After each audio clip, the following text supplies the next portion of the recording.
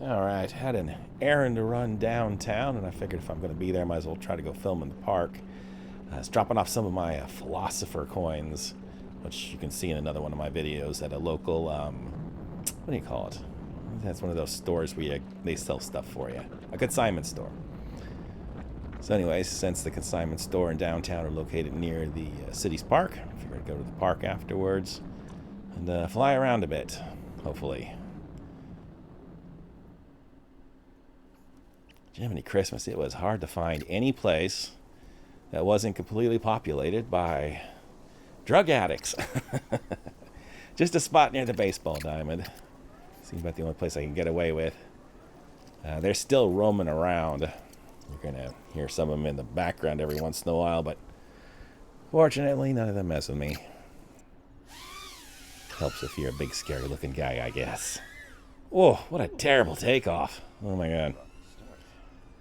I don't know if I mentioned this before, but I was not exactly feeling like 100% ready to fly. It's just, if I'm going downtown, I might as well stop by the park since it's kind of a pain in the butt for me to reach this place anyways.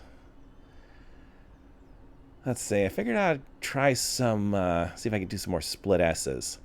But a lot of stuff went weird. Some of that's my fault. Like, I think I got confused when it was upside down and I don't know, went right down to the ground. I don't know why it didn't seem to roll up. I swear I was trying, but I don't know, the Pavo was not cooperating with me. Or maybe I wasn't cooperating with it. Like I said, it's just kind of a crappy day for me. No particular reason, I don't know, man. Just the weather got me feeling down and weird, I guess. Okay, the second flight went really good, but nothing recorded. This is the weird part. It's not weird that the video didn't record on the drone. Sometimes that happens, right? It didn't record on the goggles. At no point in time was anything recorded. And there was no loose connector or anything that I could figure. I mean, I got some good shots of it flying by, but I have no shots of it flying at all.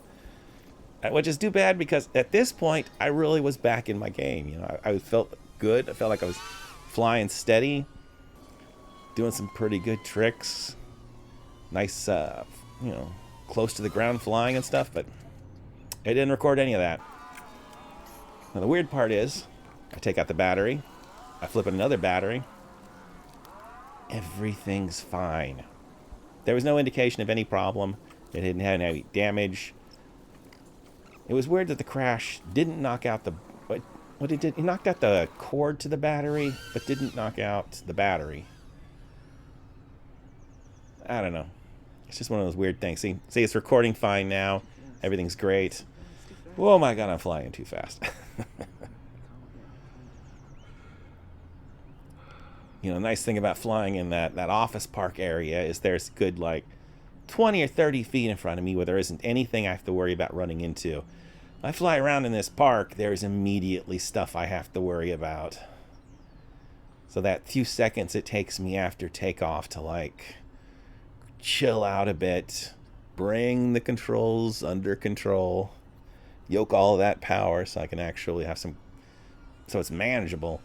I just don't have the leeway. I just immediately have to leap into it.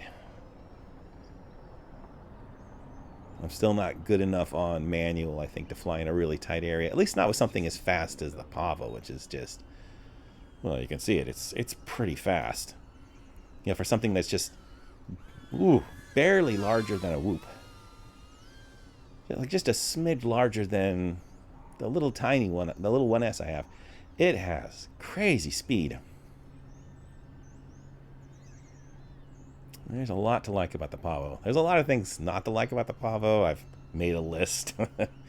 But speed and handling, it is fast and nimble.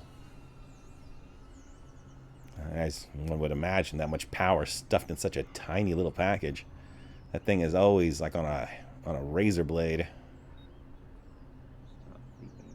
Any second now, just waiting to crash. Probably for the best. It'll wake me up.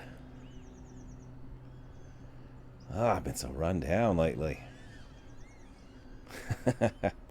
I didn't crash that time. I was trying to do a little backward slide. It did not quite work out well. But, ooh, at least I'm managing to keep it off obstacles. That is a seriously important thing. Even if my loops and spins and stuff aren't very tight, at least I'm avoiding hitting something. That's a big win in my book. Let's see, at this point I'm on my second 550 pack. I got two 550 batteries. Had to order them from China because nobody I could find sold them in the US or seemed to have any in stock. Lots of 450s, no 550s. I don't know if it really lended much more flight time though, because you know the battery's slightly larger, therefore there's slightly more drain on it. So maybe the 450s are just fine. Yeah, did that flight feel like it really lasted any longer than a 450s? I don't think so. So if you're thinking about the 550s, feeling, I don't know, jealous about them, yeah, maybe don't worry about it. All right, after all of that Pavo nonsense, I just kind of wanted to fly in the Avata for a little bit. Let some of the nerves out of my fingertips.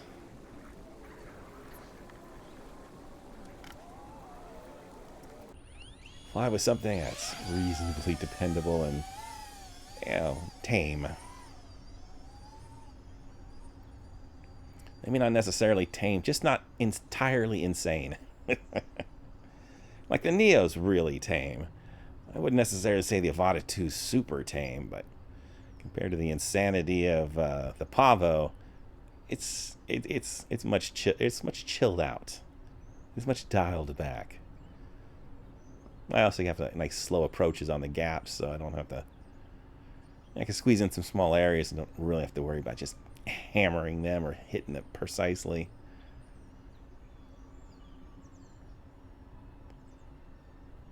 Can also do some nice high up shots and not have to worry about draining the power instantly.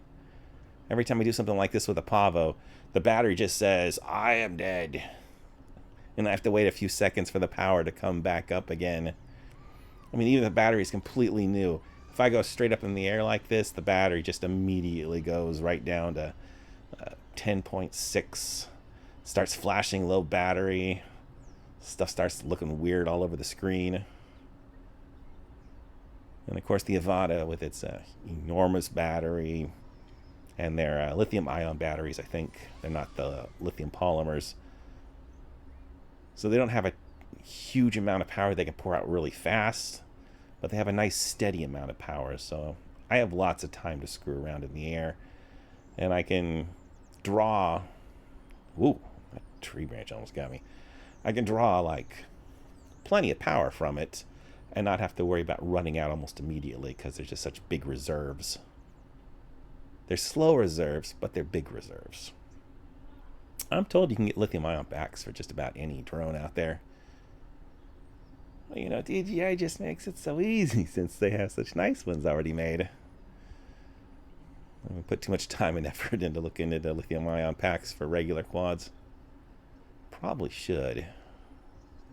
Might make that the next thing. I got the Speedy B25 on order, which is a slightly bigger, yeah, probably more than slightly bigger than the Pavo. Pavo's really tiny. The Speedy B25 is more like a normal little 4S Cinewhoop kind of thing. That might be big enough. I don't know. It has a little tiny battery area though, so I might have to figure out some way to squeeze it in there. See if I can squeeze in a 4-pack. I have a 4-pack for my geez, what do you call them? My walk snail goggles. I could just steal that 4-pack.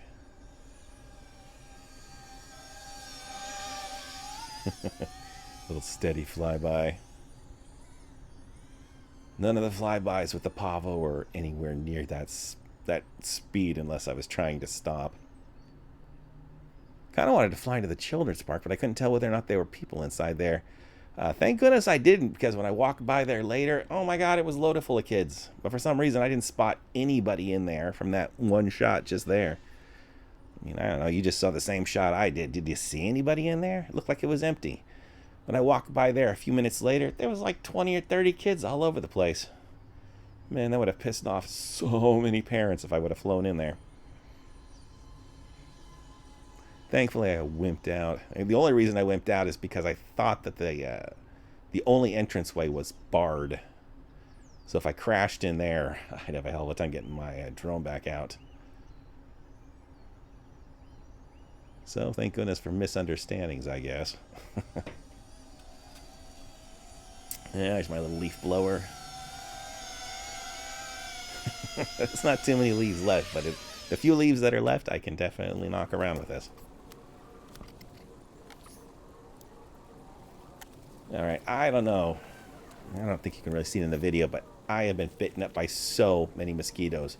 There was like 20 or 30 when I was checking the video footage. So I'm going. I'm leaving. I thought maybe I'd look for another place to go, but at this point, the bug bites were just so itchy, and they're covering my body. So I just called an Uber, headed back home. Keep scratching myself. Flipping feel itchy right now just thinking about it. I hate flying at parks. And also that park. Oh my god, there's more bums there than ever. Well, maybe I'll fly around some office park or something next time. We'll see.